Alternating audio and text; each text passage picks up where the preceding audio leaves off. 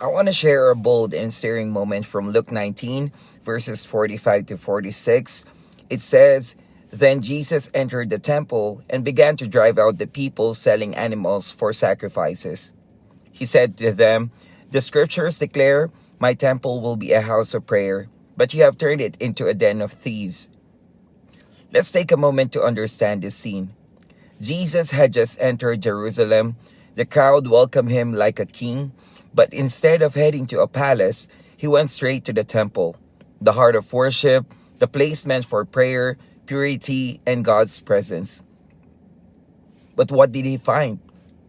People using sacred space for profit. Tables, money, business, not prayer. The temple had become noisy, greedy, and distracted. A place meant to connect with God had become a marketplace. So Jesus didn't stay silent. He didn't overlook it. He flipped the tables. He drove them out. He declared truth. "My house will be a house of prayer, but you've turned it into a den of thieves." This moment shows us something powerful.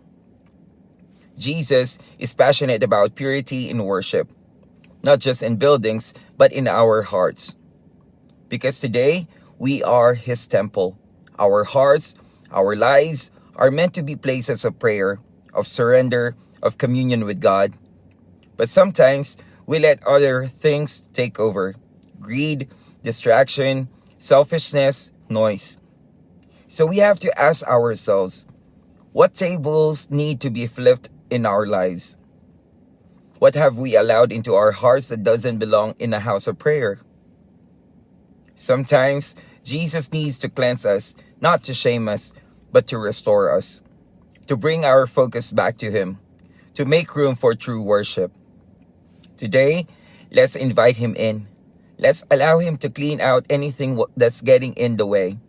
Because when Jesus enters the temple, when He enters our temple, He comes not just with authority, but with love to make it holy again.